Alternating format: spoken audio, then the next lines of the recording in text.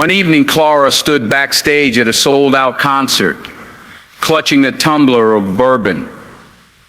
Her hands trembled slightly, and her breathing was uneven. A young assistant peeked in. 5 minutes, Miss Clara, he said cheerily.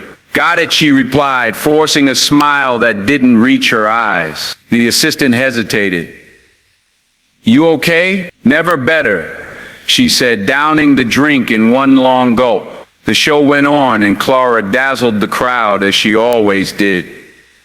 But the moment she stepped off stage, the mask fell. In her dressing room, she sank into a chair, staring blankly at her reflection. What's wrong with me? She whispered to no one. The pressure had started years earlier when Clara was just a teenager. You're a star, her first manager told her, after a local talent show. But stars have to shine bright, always. No room for flaws. That one sentence became her mantra. Clara began scrutinizing every detail of herself, her weight, her looks, her behavior. It was never enough. The music industry reinforced it.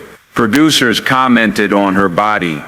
Stylists dictated her wardrobe. And magazines dissected her every move. You've put on a little weight, one executive said during a meeting. Just tighten up before the next photo shoot, okay? Clara nodded, smiling politely. Inside, she felt like she was shrinking. Over time, the anxiety grew unbearable. She found temporary relief in a glass of wine before bed. Then another. Soon, wine wasn't enough. Pills joined the routine, a cocktail to numb the pain and silence the relentless voices in her head. It's fine, she told herself. I can handle it, but she couldn't handle it. The addiction began to bleed into her work, her relationships, her very sense of self. One morning, Clara woke up on her bathroom floor, the previous night a blur. Her young daughter's voice broke through the haze. Mommy, are you okay? Clara sat up slowly, her head pounding. I'm fine, sweetheart, she said, forcing a smile. But the look in her daughter's eyes told her otherwise. That moment was a turning point. Clara realized she wasn't just hurting herself.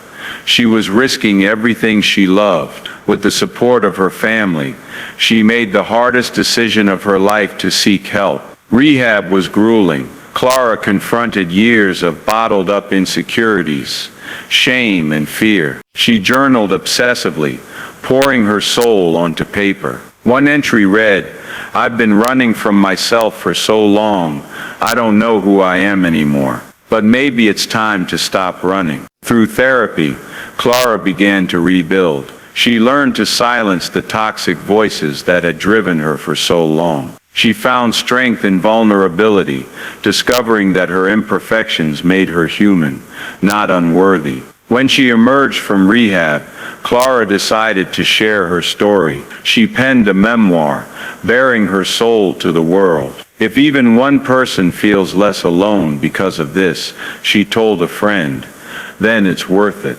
The book was a revelation. Fans who had once idolized her for her beauty and talent now admired her for her courage and honesty. Letters poured in, stories of people finding hope in her words, of others inspired to seek help themselves. You've helped me more than you'll ever know, one fan wrote. Clara read the letter, tears streaming down her face. For the first time in years, she felt truly free. Because you see, Clara wasn't her real name. It was just a placeholder for a woman who faced unimaginable pressure, fell, and found the strength to rise again.